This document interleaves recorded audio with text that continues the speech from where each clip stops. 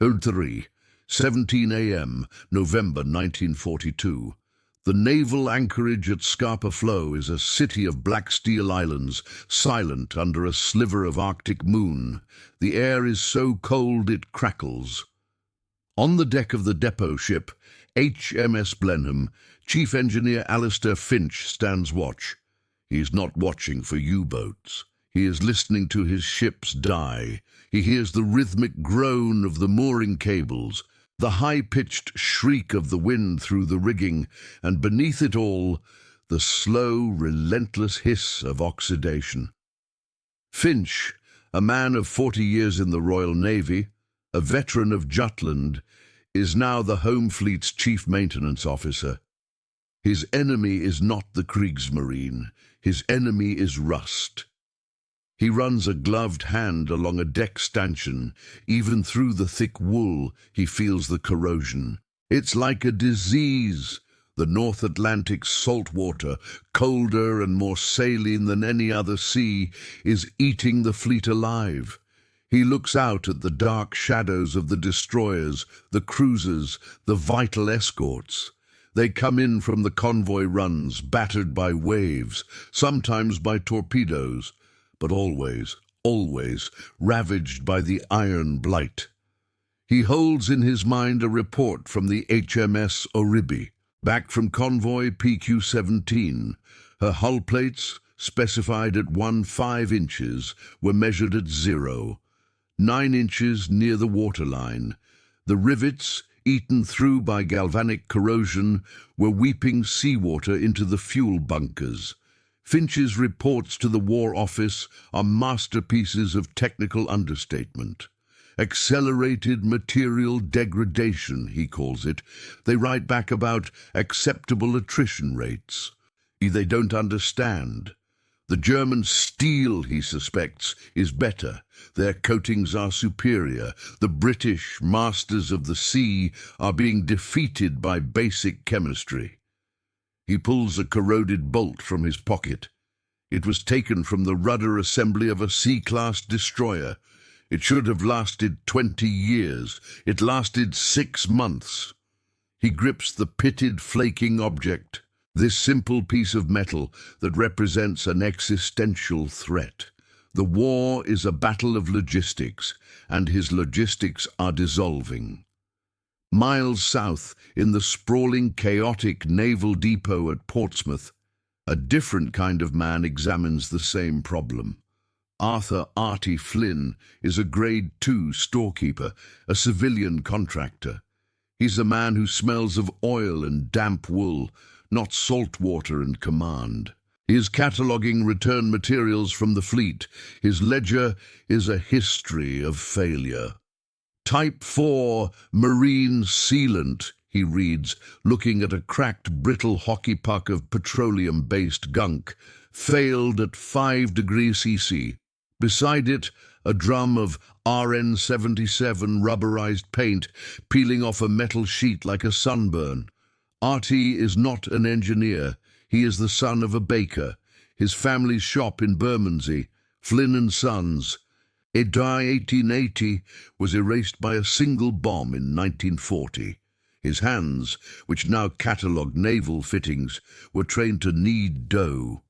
He looks at the waste, the expensive high-tech failures, and feels a quiet, methodical anger. He remembers his father 20 years ago, repairing the shop's old wooden window frames. His father wasn't using a high-tech polymer. He was using putty. Simple, cheap, linseed oil putty. That putty lasted 50 years, through London rain and freezing winters. He looks at the failed Type 4 sealant, brittle, hard. It fights the cold, so the cold shatters it. His father's putty yielded. On a whim, driven by a flicker of memory, Artie scrapes up a lump of the useless naval sealant. He walks over to the paint stores where a drum of linseed oil is leaking. He dips his fingers in the oil, then finds a bag of chalk dust, calcium carbonate, used for paint filler. He begins to work the three together in his hands, kneading them. The petroleum gunk resists. but the oil softens it. The chalk gives it body.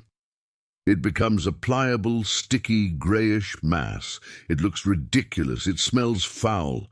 His supervisor would laugh him out of the depot. But as he works it, the chill of the unheated warehouse seems to improve it, making it firmer but not brittle.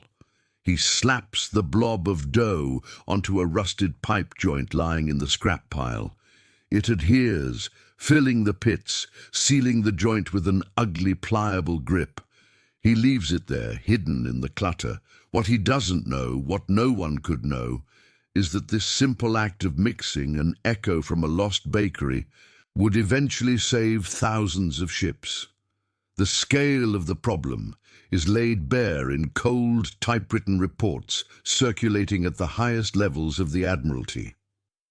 A 1942 memorandum from the Bureau of Yards and Docks, US Navy, is shared with their British counterparts. It reads, "Analysis of vessels engaged in North Atlantic convoy duty indicates a catastrophic increase in maintenance requirements. Critical structural failures, specifically at dissimilar metal junctions, propeller shaft struts, and rudder assemblies, have risen 40% in the last operational quarter. This is not a problem of torpedoes. This is a problem of physics. It is galvanic corrosion. When two different metals, like a steel hull and a bronze propeller, are immersed in an electrolyte, salt water, they create a battery. The less noble metal, the steel, sacrifices itself, dissolving at an accelerated rate. The standard issue zinc chromate primers and petroleum-based paints are supposed to insulate these junctions, to stop the electrical circuit. But they are failing. A field report from the chief engineer of HMS Bulldog provides the grim details. During patrol, the primary rudder stock seal, composed of USN Formula 22, cracked and failed due to ice accretion and vibration. Seawater ingress at 2°C resulted in the rudder freezing at a 15-degree angle. The vessel was rendered unmaneuverable for 6 hours in hostile waters. 6 hours, an eternity. The reports are endless. Convoys are forced to slow down, their escorts limping back to port not with battle damage, but with leaks. For every 10 ships that leave Halifax, 3 are forced to turn back, their steam pipes leaking, their hull plates weeping. The war effort is choking on rust. The official responses are a catalogue of failed high-tech solutions. Project RN77, the Royal Navy's much-lauded rubberized coating, proves to be a disaster. It cures too slowly in the damp British air, and once at sea, the constant freeze-thaw cycle delaminates it from the steel. It peels off in great sheets. An American chemical giant proposes a new chlorinated polymer sealant. It costs $200 per gallon. It requires specialized heating equipment to apply. It is, in every way, the future of marine technology, and in the ice of the Murmansk Run it cracks like glass. The corrosion gap becomes as feared as the air gap. U-boats can be hunted, wolf packs can be broken, but the ocean itself is relentless. It is an enemy that cannot be bombed, depth-charged, or outmaneuvered. The maintenance depots at Halifax, Londonderry, and Portsmouth are overwhelmed. They are no longer repair shops, they are ship hospitals, and the disease is incurable. The ships are being built in record time in American yards, but they are aging a decade for every crossing. This data is not abstract. A 40% failure rate is not a statistic. It is the engine room of the SS Martha B, a merchant freighter carrying tanks for the 8th Army. A high-pressure steam pipe flange, its steel bolts eaten by corrosion seeping past a failed gasket, explodes. Sight start. The engine room becomes an inescapable white void, a pressurized hell of superheated steam. Site 4, Site Start. The report from the ship that rescued the few survivors simply states the men in the engine room were lost in the incident. Site 15. Their deaths are not attributed to enemy action, but to mechanical failure. It is the crew of a Flower-class corvette, the HMS Gentian, rolling in a force 10 gale. She is a wet ship, always awash, and the salt water is everywhere. The electrical junctions, supposedly protected by standard-issue grease and rubber boots, are corroded. The radio fails. Then the new ASDIC sonar system shorts out. They are deaf and mute in a sea full of U-boats, the men shivering in the dark, their only enemy, the relentless microscopic creep of oxidation. The cold is a physical weight, a tangible enemy that makes metal brittle and men slow. Morale plummets when sailors cannot trust the iron beneath their feet. A letter sent from Admiral Sir Percy Noble, Commander-in-Chief of Western Approaches, to the First Sea Lord, is blunt. We can replace men. We can, with America's help, replace ships. We cannot, however, fight a war with vessels that dissolve in the water. The current anti-corrosive measures are a catastrophic failure. The ocean itself is defeating us. The consensus from the top chemists and naval engineers at Whitehall is grim. This level of accelerated decay, under these extreme conditions, is an unavoidable cost of war. Short of building the entire fleet from stainless steel, which is impossible, the problem cannot be solved. Experts agreed it couldn't be done.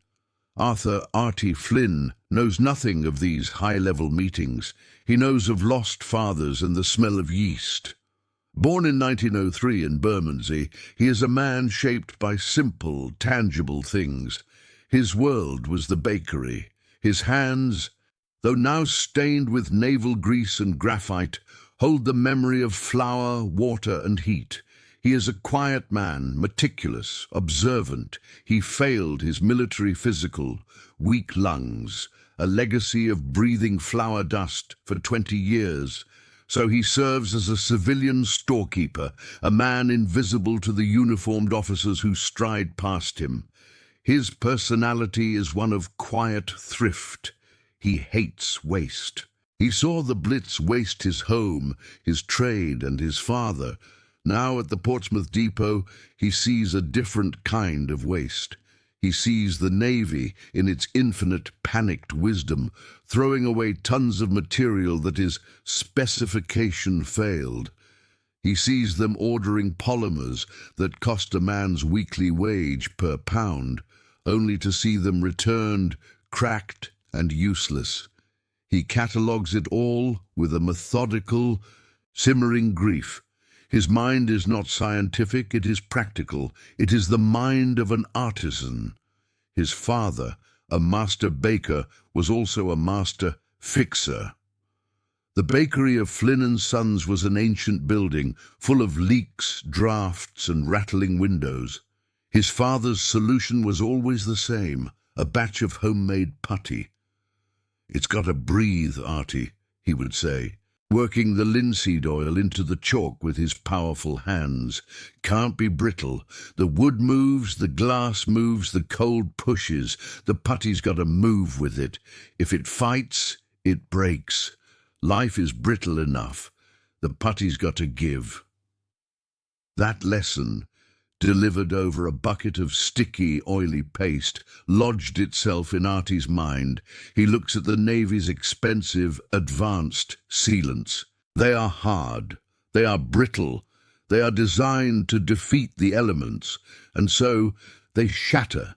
His father's simple, cheap putty was designed to endure the elements by yielding to them. This simple, profound idea, flexibility as strength, is the context that shapes his thinking. He is a man out of time, a 19th century artisan in a 20th century total war. And he's about to apply his father's logic to the most advanced fleet in the world. He keeps checking the pipe joint he'd patched with his makeshift dough. He finds it in the scrap pile, exactly where he left it. It has been 3 weeks. The yard has been lashed by freezing rain, sleet and salt spray from the harbour. He inspects the joint. The exposed metal around his patch is bright with fresh, angry orange rust. He takes a scraper to the ugly grey blob of putty. It is still pliable. It hasn't cracked. It hasn't shrunk. He peels it back. The metal underneath is clean, dark, oily, but clean. The water never got in. He knows he has something, but he is a storekeeper. He shows his supervisor, Chief Petty Officer Davies, the patch. Davies, a man who lives by ledgers and naval specifications, is unimpressed. "Flynn, what is this muck? It looks like something the gulls left behind." "It's a sealant, sir," Artie says, his voice quiet. "The pipe. It's not rusted underneath. It's the formula I mixed." Davies pokes it with a pencil. "Formula? It's chalk and oil. It's window putty. We are building destroyers, Flynn, not garden sheds. That's the stupidest thing I've ever heard. We use Type 5 polymer, as per Admiralty Instruction 44B. Get this mess cleaned up." Artie is dismissed, but he isn't defeated. He is a man who trusts what his hands tell him, and his hands tell him this works. He knows the specifications are wrong. He knows the admirals are wrong. He knows the chemists are wrong. He decides to act alone. He begins to misfile requisitions. A damaged sack of calcium carbonate from the paint shop, a leaking drum of linseed oil. And for a binder, he adds a new ingredient, waste asbestos fibers from the pipe-lagging shed. He mixes it at night in an old paint tin hidden behind stacks of crates. It is grey, sticky, and smells like his father's workshop. He has his dough. Now he just needs a ship. He finds his ally not in the command structure, but in the trenches of the maintenance war. Lieutenant James Wade is a young, exhausted naval engineer with the Royal Naval Reserve. He's an architect in civilian life, not a marine engineer, and he is overwhelmed. He's been tasked with signing off on the refit of the HMS Bulldog, the same destroyer whose rudder had frozen. The ship is a nightmare of leaks and corrosion, and she's due to sail as a convoy escort in 72 hours. Wade knows the standard Type 4 seals he's being given will fail before they even reach the rendezvous point. He is signing off on a death warrant. The setting is the bowels of the Bulldog, sitting cold in dry dock number 3. The air is a frigid miasma of acetylene smoke, red lead paint, and the damp metallic smell of the ship's bilge. Artie finds Wade in the engine room, staring hopelessly at a massive flange on the main steam condenser. It is weeping salt water. "Lieutenant," Artie says, holding up his tin of grey putty, "I'm from Naval Stores. I think I have something for this." Wade is skeptical but desperate. Artie shows him the test patch from the railing. He explains his logic. "It doesn't cure, sir. It doesn't get hard. It just stays." Wade, an architect, understands. He understands materials that breathe. "My God," Wade says, touching the putty, "it's primitive." "It works," Artie replies. "They make a pact. They will conduct a secret forbidden test. That night, they liberate more materials. They mix the putty in a large grease barrel in a dark, forgotten shed behind the dry dock. They work by the light of a single caged bulb. Their hands raw from the cold and the caustic asbestos. They are violating a dozen Admiralty regulations. If caught, Wade faces a court-martial. Artie will be fired and likely arrested. They are preparing Project Putty, Their first test is a failure. They try to apply the cold, stiff putty to a leaking bulkhead seam. It's like trying to stick a frozen brick to a wet wall. It won't adhere. It falls off in useless grey clumps. Wade throws his trowel down in frustration. "It's no good, Artie. It's just mud. We sail in 48 hours. I have to use the Type 4. At least it's in the regulations." Artie stops. He looks at the putty, then at his hands. He closes his eyes. He's back in the bakery, 1930, a cold winter morning. His father is cursing at a batch of unrisen dough. "It's the cold, boy. It's seized up. Get the warm water. Dough needs life. It needs heat." He opens his eyes. "Dough needs heat," he mutters. "It's not dough, Artie," Wade yells. Artie ignores him. He grabs a blowtorch from a nearby workbench. "Not to heat the metal," he says, seeing Wade's alarmed look. "To heat this." He lights the torch and plays the blue flame gently over the surface of the putty in the barrel. He plunges his hands in, working the warmth into the mass, kneading it, just as his father had. The putty transforms. The linseed oil softens. The mass becomes tacky, pliable, alive. "Try it now," Artie says, handing a warm handful to Wade. Wade takes the warm putty and presses it into the bulkhead seam. It grips the pitted steel. It smears, molds, and seals, forcing the water back. It holds. They look at each other, covered in grey, oily muck, and grin. It's a breakthrough. For the next 36 hours, they don't sleep.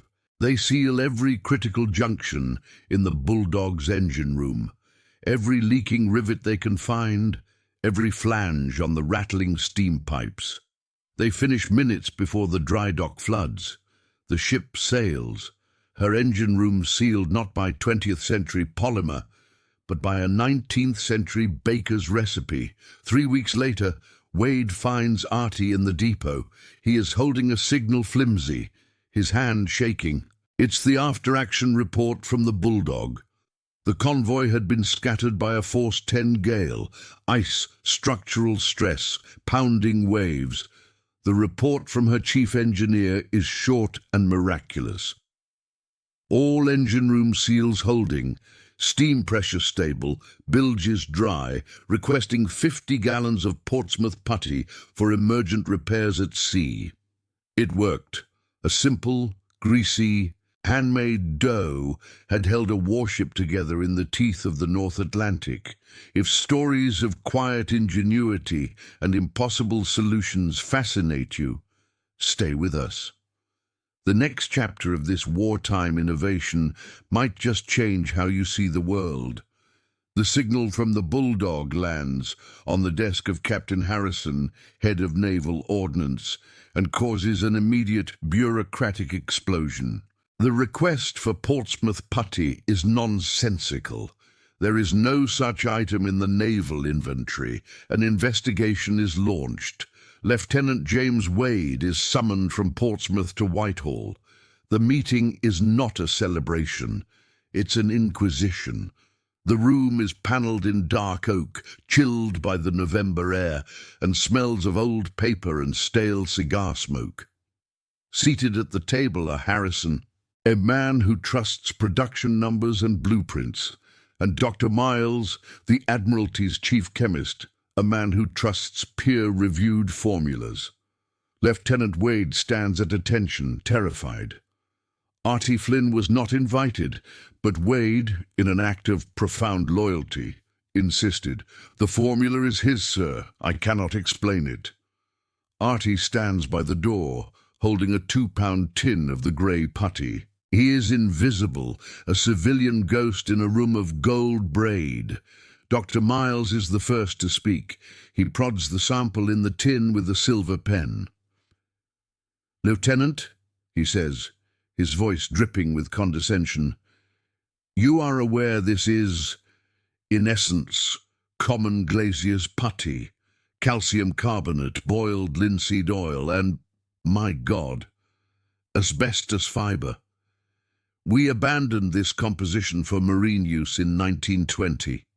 Captain Harrison is furious. My ships are fighting U-boats, Wade, not dry rot in a window frame. I have reports on my desk from DuPont and Dow Chemical proposing new chlorinated rubber polymers. That is the future. This mud is pre-industrial. You've violated 17 different procurement regulations. Wade is shaking, but he finds his voice. Sirs, the DuPont polymer fails. The rubber cracks. Dr. Miles, your analysis is correct. It is window putty. But the future you describe doesn't work at 10 Celsius. It shatters. This, he gestures to the tin, does not. The bulldog is proof. Harrison glares at Artie. And you're the baker. Artie Flynn steps forward. His voice is quiet, but it cuts through the hostility. My father was. In Dur, he taught me that some things don't need to be hard to be strong. He looks at the chemists and the captains. Your paint, sir, it's brittle, it fights the sea, the ships, they move, the metal twists, the ice pushes, your seals crack because they fight. This dough, he uses their mocking word, it gives, it moves with the ship, it yields. And it never, ever lets the water in. There is a long, heavy silence. Artie has translated his father's wisdom into a language of engineering. Flexibility versus rigidity. Resilience versus hardness. Harrison looks at the Bulldog's report. He looks at the expensive, cracked, failed polymer samples on his desk. He looks at the humble tin of grey putty. It's ridiculous, he says, rubbing his temples. It is the most absurd, unprofessional, backwards proposal I have ever seen in my 30-year career. He stands up and walks to the window. Get me 500 tons of it, yesterday, and find a factory that can mix it. The transition from a Whitehall meeting to the full-scale fury of the North Atlantic is immediate. The real test is not in a dry dock, it is on the Murmansk run. The disaster of convoy PQ-17 is fresh in everyone's mind. The next convoy, PQ-18, will be a fight for survival. In the frantic days before departure, Artie's dough, now given the official face-saving designation Admiralty Sealant H2, H for Harrison, 2 for the second fiber-filled formula, is rushed into production. It's mixed in massive industrial bread dough mixers, requisitioned from bakery supply companies. It is slapped onto every merchant ship and naval escort in the convoy. Sailors, seeing the grey sticky muck, mock it. They call it baker's mud and Artie's folly. It's applied with putty knives, trowels and bare, freezing hands into leaking hull plates, rattling deck gun mounts and fragile electrical junctions on the open bridges. The crews have no faith in it. It is a primitive, desperate joke. The convoy enters Bomb Alley. The Luftwaffe attacks. Heinkel, He-111s and Junkers 88s descend, unleashing torpedoes and bombs. A merchant freighter, the SS Ohio Star, carrying ammunition, is hit. Sight to start. It's not a fatal blow, but a near-miss bomb detonates underwater, springing a dozen seams in her forepeak. Sight. In 3, she is taking on water fast. The ship is listing heavily to port, her pumps overwhelmed. The captain gives the order to prepare to abandon ship. But her chief engineer, who had seen the H2 putty applied in Scotland, has a desperate idea. He musters a damage control party. They are sent down into the flooding compartment. In the chest-deep, freezing black water, they carry buckets of baker's mud. It is an act of pure, insane faith. They push the pliable, oily dough into the gaping seams as the water pours in around them. The pressure should force it right back out. It's like trying to plug a fire hose with clay. But the putty holds. The cold water which shatters polymer only makes the H2 firmer. The linseed oil, impervious to the cold, bonds to the weeping steel. The asbestos and chalk form a dense, pliable plug that molds itself to the jagged rents. The flooding slows. It reduces to a trickle. An hour later, the pumps gain. The Ohio Star, her bow low in the water but her wound plugged with Artie's dough, stays with the convoy. She makes it to Murmansk. This report, when it is wired back to the Admiralty, changes everything. The putty is not just a sealant, it is a first aid kit for a sinking ship. The numbers that follow are staggering. Of the ships on the Murmansk run treated with H2, critical structural failures and leaks dropped by over 90%. Over the next 2 years of the war, an estimated 3 Udziro ships, from destroyers hunting U-boats to the vital Liberty ships carrying the invasion force to Normandy, are saved from critical failure or loss by Baker's mud. By 1944, Admiralty sealant H2 and its American twin, Naval Putty Type 77, becomes the single most requested non-munitions item in the Allied navies. Factories in New Jersey and Manchester, originally designed to make paint, are converted to putty production. They use the same massive hook-shaped dough mixers that bakeries used. The simple, ridiculous formula is standardized, produced in the millions of tons, and becomes the unsung hero of the Atlantic War. It is packed into every damage control locker on every ship that sails. After the war, the principle that Artie Flynn rediscovered becomes a core tenet of modern engineering. Flexibility is a form of strength. The concept of a non-curing, pliable, viscoelastic sealant is born. The hazardous asbestos is eventually replaced with fiberglass, silica, or polymer fibers. But the core formula, a non-drying oil or synthetic base with an inert chalk filler, remains. It is used to seal the hull plates of the first nuclear submarines, which must endure pressures Artie could never have imagined. It is used on the DW line radar stations in the high Arctic, protecting electronics from 50°C temperatures. The hero's fate is as quiet as his origins. Lieutenant James Wade receives the Order of the British Empire, OBE, for his contributions to naval logistics and material efficiency. Arthur Artie Flynn receives a formal letter of thanks from the captain of the Bulldog and a one-time civilian bonus of £50. His name is never publicly attached to the formula. After the war, he returns to a shattered Bermondsey. He does not reopen the bakery. He takes a job as a window glazer, working for a local construction firm. For the rest of his life, he works in quiet obscurity, his hands once again smelling of linseed oil and chalk, his secret held in the thousands of ships that came home. Today, the science is called viscoelastic material engineering. The complex, fire-stop putty that seals conduits in skyscrapers, the advanced sealants that protect the delicate electronics on the International Space Station, the gaskets that allow a deep-sea submersible to withstand the crushing pressure of the Mariana Trench.